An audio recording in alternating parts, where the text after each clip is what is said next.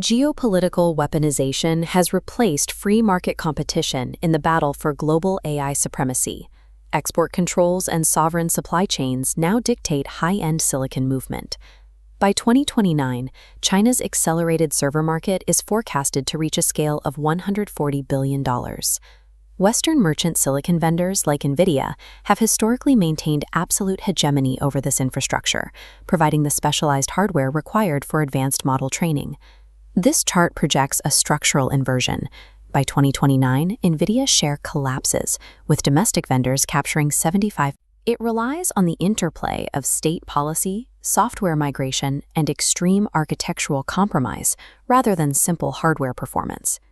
Under the Biden administration, United States trade regulation relied on absolute export embargoes to restrict the flow of advanced computing power. In late 2025, the Trump administration shifted this philosophy, authorizing the export of advanced H200 AI accelerators to China under a negotiable, tariff-based framework. This policy is executed through a 25% silicon surcharge payable directly to the U.S. Treasury for every advanced chip export license. This extracts revenue while artificially inflating Nvidia's prices, attempting to keep Chinese developers reliant on American software through a high-cost tether. Beijing immediately launched retaliatory countermeasures, using the Ministry of Industry and Information Technology to shield its domestic industry. The ministry issued shadow bans to state-owned enterprises, ordering a halt to the deployment of downgraded Western chips like the Nvidia H200. Simultaneously, Chinese customs authorities began weaponizing border logistics, physically blocking or delaying the entry of approved H200 shipments. Corporate procurement now reflects these state mandates. Major entities like China Mobile have initiated massive contracts that explicitly reject foreign architectures in favor of Huawei's Ascend platform. This dual pressure, United States tariffs and Chinese regulatory friction, is creating a crushing financial burden for domestic software developers. Zhipu AI's 2025 earnings provide a clear case study. Despite growing revenue by 132%, the company reported a massive net loss of 4.72 billion yuan. These losses are driven by the capital expenditure required to secure tariff-laden silicon and maintain operations in restricted markets. For Chinese firms, pivoting to state-subsidized domestic hardware is no longer an act of nationalist pride. It is a requirement for corporate survival. The trade war has forced a diverging evolution in chip architecture, best illustrated by comparing the Nvidia H200 to the Huawei Ascend 950PR. The Nvidia H200 is built for high-precision tasks, delivering 241.3 teraflops of FP16 compute. This precision makes it the undisputed standard for complex mathematical modeling and high-fidelity frontier training. Huawei, however, is cut off from the advanced 3-nanometer lithography used by Western vendors due to international sanctions.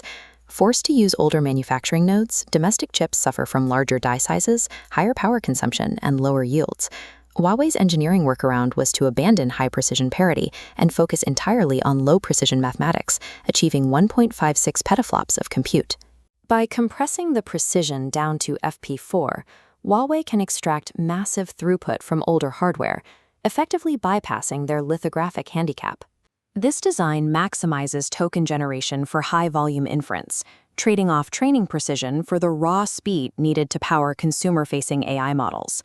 But Huawei faces a persistent, unbridgeable structural bottleneck: memory bandwidth. This schematic compares the data pipelines of the two architectures. In AI inference, the velocity of token generation is dictated by the speed at which data can be fed to the cores. If the memory bandwidth is too low, the hardware cannot be fully utilized. While the H200 offers 4.8 terabytes per second, the Ascend 950PR hits a severe constraint at 1.6 terabytes per second due to advanced packaging sanctions. Domestic engineering has successfully hacked the logic layer for inference, but the performance ceiling for Chinese silicon remains permanently capped by this memory packaging deficit.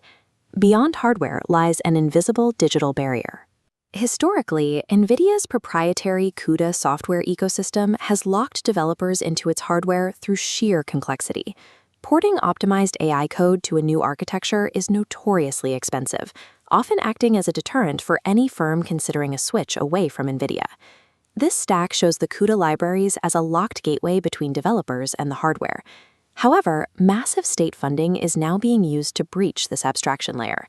The AI laboratory DeepSeek achieved a breakthrough by bypassing high-level CUDA programming entirely. By writing code that interacts directly with the bare metal via parallel thread execution, they have proven that optimized models can run independently of Nvidia software libraries. Huawei is taking a top-down approach with its KANN Next platform, designed to mimic CUDA operations for seamless migration. This translation layer allows developers to port massive legacy codebases to Ascend hardware without a complete rewrite, eroding Nvidia's advantage. This software liberation is turning internal hyperscaler divisions into viable independent competitors. Alibaba's T-Head division has already scaled to 470,000 chip shipments, with 60% of that volume serving external commercial clients. Baidu has responded by filing to spin off its Kunlun Sin division as an independent merchant vendor, aiming to challenge Western giants directly. As the CUDA moat fractures, Nvidia's echelonized hardware is becoming a replaceable compute engine in the eyes of Chinese buyers. Training frontier AI requires tens of thousands of processors operating in perfect synchronous unison across a unified grid. This requires high-bandwidth scale-up network interconnects to prevent latency from stalling the entire cluster. Nvidia maintains absolute dominance here through its proprietary NVLink technology. In this topology diagram, the Western cluster on the left uses NVLink to provide 1,800 gigabytes per second of bandwidth, creating unified memory with zero latency. The domestic Chinese ecosystem on the right is fragmented between competing, disparate protocols. While Huawei's Linghu protocol is advancing, its lack of ubiquitous adoption causes data packets to stall at the junctions between competing standards. This patchwork of OSIA, ETHX, and O-Link protocols creates severe traffic jams and latency spikes when attempting to scale. This network congestion prevents domestic hardware from matching the frontier training capabilities of unified Western clusters. As a result, Nvidia's addressable market in China is becoming restricted to the elite training clusters where their interconnect dominance remains undisputed.